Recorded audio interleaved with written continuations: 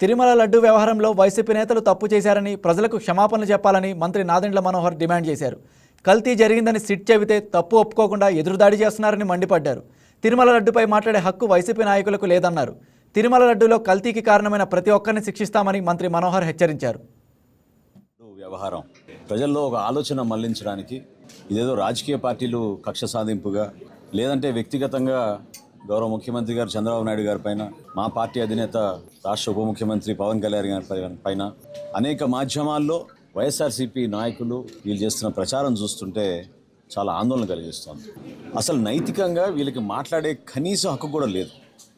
ఎందుకంటే ఒక చుక్క నెయ్యి కూడా, ఈ 60 లక్షల లీటర్ల నెయ్యి అని వీళ్ళు చెప్పే నెయ్యిలో ఒక చుక్క నెయ్యి కూడా లేదని చాలా స్పష్టంగా నిర్ధారించిన తర్వాత కూడా వీళ్ళు కేవలం ఎదురుదాడి చేసి రాజకీయంగా దాన్ని వేరే యాంగిల్లో తీసుకెళ్తే వ్యక్తులపైన బురద జల్లడానికి చేస్తున్న ప్రయత్నం సమాజం అంతా కూడా ఆలోచించాలి, ఖండించాలి. ఇది ఏదో పార్టీల పరంగా లేకపోతే ప్రభుత్వంలో దీని కక్ష సాధింపు కోసం తీసుకున్న చర్య అనే భావన ప్రజల్లో కలిగించడానికి కోసం వీళ్ళు చేస్తున్న ప్రయత్నాన్ని కూడా మీరందరూ కూడా గమనించాలి. అనేక సమావేశాల్లో పవన్ కళ్యాణ్ గారి ఆలోచనలు ఏ విధంగా హిందూ ధర్మాన్ని మనం కాపాడాలి, హిందూ ధర్మాన్ని కాపాడాలంటే ఇతర మతాలని కించపరచడమనో లేకపోతే వాళ్ళ ఆలోచనలకి గాయాలు పరచాలనో కాదు.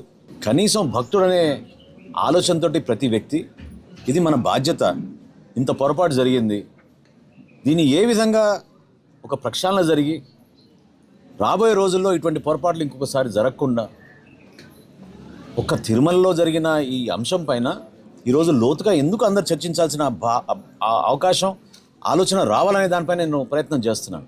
కరుణాకర్ రెడ్డి గారు, నాని గారు మాట్లాడుతూ, అంటే 4 రోజుల క్రితం మా పార్టీ సమావేశంలో పవన్ కళ్యాణ్ గారు ప్రశ్నించారు, అయోధ్యకి పంపించిన లడ్డూళ్ళు కూడా ఈ విధంగా మీరు పంపించారనే ఒక బాధ భక్తుల్లో ఏ విధంగా నాటుకుపోతుందో తెలుసుకోవాలనే ఆలోచనతో ఆయన వివరించినప్పుడు నిన్న వీళ్ళు చెప్తారు అయోధ్యకి పంపించిన 1,00,000 లడ్డులు వేరే నెయ్యితో తయారు చేశామని. అంటే అది నిజమే అయితే మరొక్కసారి మీరు ఏ విధంగా మీరు చేసిన తప్పుని, మీరు ఉపయోగించిన పదార్థాలని, మీరు ఏ విధంగా ప్రజల్ని మోసం చేసి పరిపాలించారో ఈ 5 సంవత్సరాలు గుర్తు తెచ్చుకోవాలి. కొంతమంది వ్యక్తుల పేరు ప్రస్తావించారు, అది నేను ప్రస్తావించాను. కానీ మాకు వచ్చిన సమాచారం మేరకు 2 డైరీలు హైదరాబాద్లో ఉన్న వీకే డైరీ ఎసెన్షియల్స్ 1005 కిలోలు, అదేవిధంగా పరాగ్ మిల్క్ ఫుడ్స్ అనే పల్మనేరులో ఉన్న ఒక సంస్థ, వాళ్ళ దగ్గర నుంచి 1005 కిలోలు, అంటే 2010 కిలోల నెయ్యి ప్రత్యేకంగా అయోధ్య లడ్డుల కోసం తెప్పించి తయారు చేపించి పంపించామని వీళ్ళు ఈ రోజున అసలు నిస్సిగ్గుగా మాట్లాడడం అనేది చాలా బాధ కలిగిస్తుంది. ఈ వీడియో మీకు నచ్చినట్లయితే లైక్ చేయండి, షేర్ చేయండి, మా ఛానల్కి సబ్స్క్రైబ్ చేయండి.